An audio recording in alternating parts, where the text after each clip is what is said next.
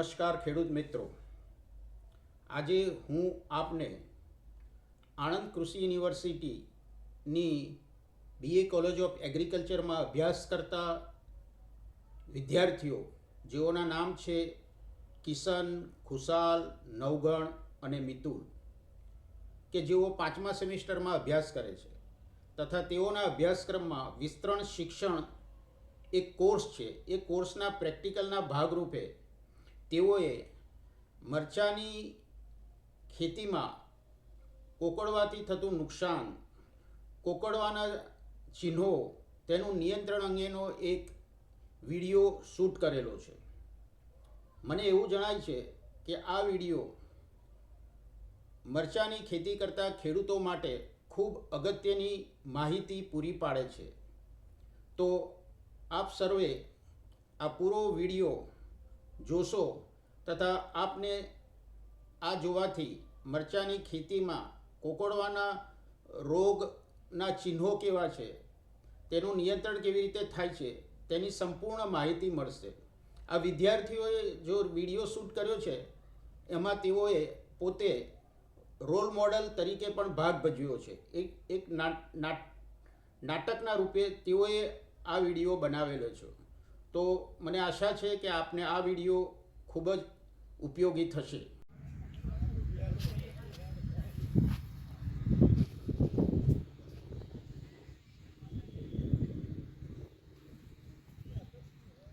આવો આવો ભૂપતભાઈ।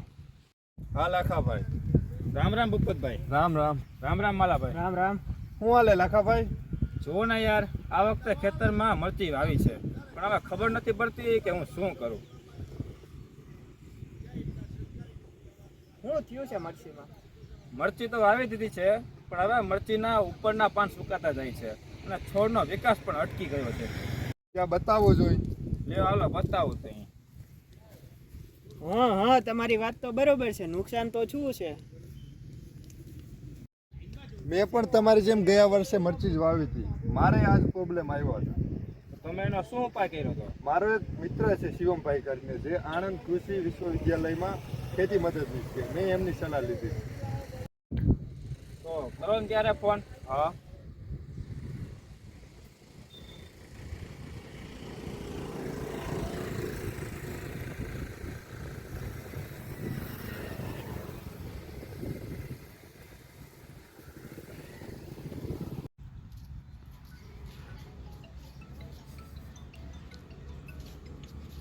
હલો, શિવમભાઈ નાવલીથી ભૂપતભાઈ બોલું હું।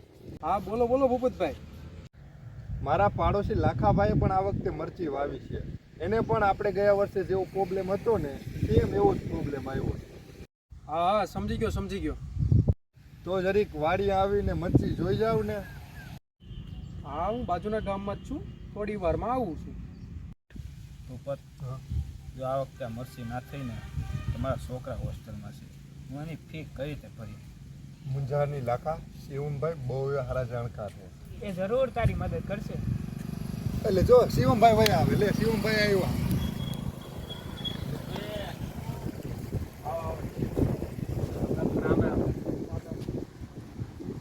કૃષિ નિષ્ણાત શિવમભાઈએ ખેડૂતોને સમજ આપતા કહ્યું કે પ્રથમ તો તમારે કોઈ પણ ખેતી અંગેનો પ્રશ્ન હોય તો કૃષિ યુનિવર્સિટીના કે કૃષિ વિજ્ઞાન કેન્દ્રના કે સરકારના ખેતીવાડી ખાતાના નિષ્ણાંતોનો સંપર્ક કરવો જોઈએ।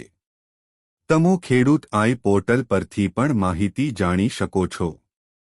આપે પહેલા એ જાણવું જરૂરી છે કે મરચીમાં ચૂસિયા પ્રકારની જીવાત અને વિષાણુજન્ય રોગ એમ બંનેથી પાન કોકડાઈ જાય છે। શોષક પ્રકારની જંતુનાશક દવા છાંટવાથી છોડ સારા થઈ જાય તો તે જીવાતથી થતો કોકડવા કહેવાય, અન્યથા તે વિષાણુજન્ય રોગ હોય છે।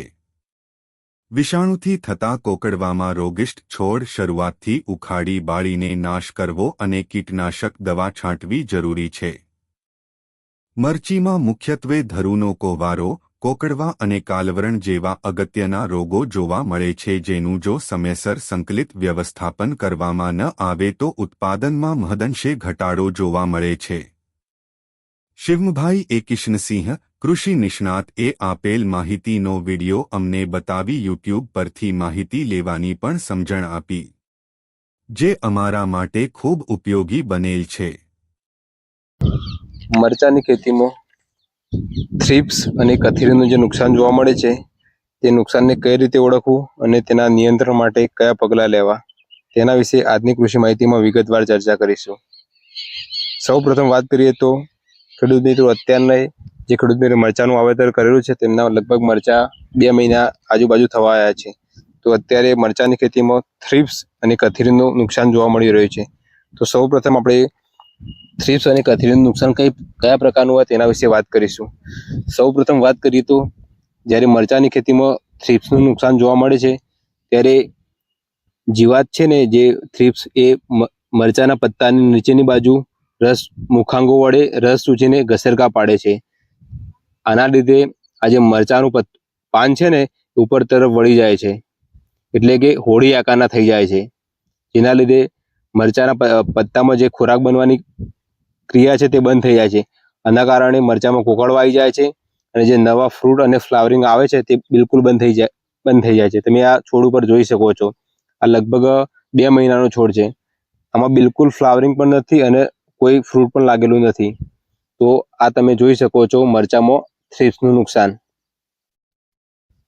હવે મરચામાં વાત કરીશું કથરીનું નુકસાનની ઓળખ કેવી રીતે કરવી. જો મરચામાં કથરીનું નુકસાન હોય તો આ જે પત્તા છે તે ઉપરની જગ્યાએ નીચેની તરફ વળી જાય છે અને ઊંધી હોળી આકારના થઈ જાય છે. અને જો કથરીનું વધારે પ્રમાણમાં નુકસાન હોય તો આ મરચાની પત્તા ઉપર લાલ કલરના સ્વરૂપે ક્યાંક ક્યાંક જોવા મળે છે. તો ખેડૂત મિત્રો, મરચાની ખેતીમાં થ્રિપ્સ અને કથરીનું નુકસાન કેવી રીતે ઓળખવું તેના વિશે આપણે વાત કરી. તો જ્યારે થ્રિપ્સનું નુકસાન જોવા મળશે તો પત્તા ઉપરની તરફ વળશે એટલે કે હોળી આકારના થશે, અને જ્યારે કથરીનું નુકસાન હશે તો પત્તા નીચેની તરફ વળશે એટલે કે ઊંધી હોળી આકારના થશે. તો આ વાત હતી મરચાની ખેતીમાં થ્રિપ્સ અને કથરીનું નુકસાન કેવી રીતે ઓળખવું. હવે વાત કરીશું તેના નિયંત્રણ માટેના કયા કયા પગલાં લેવા જોઈએ. હવે થ્રિપ્સના નિયંત્રણ માટેના પગલાં વિશે વાત કરીએ તો ખેડૂત મિત્રો, થાયોમિથોક્સામ 25% પ્લસ લેમડા સાયલોથિન 9.5% જેડસી કન્ટેન્ટ જે માર્કેટમાં પડઘમના નામે મળે છે તે એક પંપમાં 20 ml લઈ છંટકાવ કરવામાં આવે તો મરચાની ખેતીમાં થ્રિપ્સ અને સાથે સાથે ઈયળનું પણ એક સાથે નિયંત્રણ કરી શકાય છે. ત્યારબાદ ખેડૂત મિત્રો, સ્પિનોટરમ 11% એસસી કે જે માર્કેટમાં ડેલિગેટના નામે વેચાય છે, જે એક પંપમાં 16 ml લઈ છંટકાવ કરવામાં આવે તો થ્રિપ્સ અને ઈયળ સામે સારામાં સારું નિયંત્રણ કરી શકાય છે. ત્રીજા નંબરે વાત કરીએ તો ફ્લુક્ઝામેટામાઇડ 10% ઇસી કન્ટેન્ટ જે માર્કેટમાં સિન્વા નામે વેચાય છે, તે એક પંપમાં 16 ml લઈ છંટકાવ કરવામાં આવે તો થ્રિપ્સ અને ઈયળ સામે ખૂબ અસરકારક નિયંત્રણ કરી શકાય છે. હવે વાત કરીએ તો કથરીના નિયંત્રણ માટે ખેડૂત મિત્રો કયા કયા દવાના છંટકાવ કરી શકાય. તો એના માટે સૌપ્રથમ વાત કરીએ તો ફેન્ટોએટ 50% એસી જે માર્કેટમાં ફોસ્ફામાઇડ નામે મળે છે, તે એક પંપમાં 30 થી 40 ml છંટકાવ કરવામાં આવે તો પાન કથીરીના નિયંત્રણ સામે ખૂબ અસરકારક નિયંત્રણ મળે છે. બીજા નંબરે વાત કરીએ તો સાયનોપાયરોફેન 30% એસસી. આ દવા એક પંપમાં 10 ml છંટકાવ કરવામાં આવે તો પણ કથીરી સામે ખૂબ અસરકારક નિયંત્રણ મેળવી શકાય છે. તો ખેડૂત મિત્રો, આ વાત કરીએ આપણે મરચાની ખેતીમાં થ્રિપ્સ અને કથીરીનું નિયંત્રણ કેવી રીતે કરવું. થ્રિપ્સને ખેડૂત મિત્રો પોતાના ખેતરમાં કઈ રીતે નિદાન કરી શકીએ. આપણા ખેતરમાં થ્રિપ્સ આવી છે તો પત્તા હોળી આકારના થઈ જશે અને ઉપર તરફ વળી જશે, અને જો કથીરી હશે તો પત્તા નીચેની તરફ વળશે અને ઊંધા હોળી આકારના થશે. અને તેના નિયંત્રણ માટે જે આપણે દવા બતાવી તે પ્રમાણે નિયંત્રણ કરશો તો તમને થ્રિપ્સ અને કથરી સામે ખૂબ અસરકારક નિયંત્રણ મળશે. તો ખેડૂત મિત્રો, આ વાત હતી મરચાની ખેતીમાં આવતા કોકડવા ના નિયંત્રણ માટે કયા કયા પગલાં તેના વિશેની વિગતવાર ચર્ચા. થોડા દિવસો બાદ કૃષિ નિષ્ણાત શિવમભાઈની સલાહ મુજબ લાખાભાઈ એ મરચાના પાકમાં જંતુનાશક દવાનો છંટકાવ કરતા મરચાના પાકમાં ઘણો સુધારો થયો જણાયેલ છે.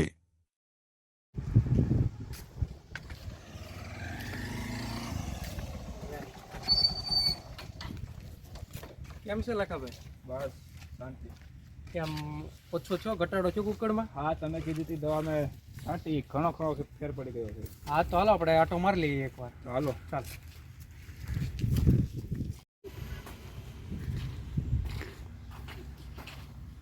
ના ફેર તો પડી ગયો છે. હજી થોડાક દિવસમાં સાવ સરખું થઈ જશે. શિવમભાઈ, અમારી ઘણી ખરી મદદ કરી છે. આજે તમારા મરચીનો પાક બચી ગયો છે. તમારો ખૂબ ખૂબ આભાર. અરે એમાં શું આભાર, આ તો અમારું કામ છે. તમારા પાકને લગતી કોઈ પણ સમસ્યાના નિરાકરણ માટે તમે આણંદ કૃષિ વિશ્વવિદ્યાલયમાં સંપર્ક કરી શકો છો. મિત્રો, જો તમને આ વિડીયો પસંદ આવ્યો હોય તો કૃપા કરીને લાઇક બટન પર ક્લિક કરો અને જો તમે હજુ સુધી ચેનલને સબસ્ક્રાઇબ નથી કરી તો સબસ્ક્રાઇબ કરો અને બેલ બટન દબાવો જેથી કરીને તમને આવા ઘણા વિડીયો વિશે નોટિફિકેશન મળશે. આભાર. જય જય ગરવી ગુજરાત.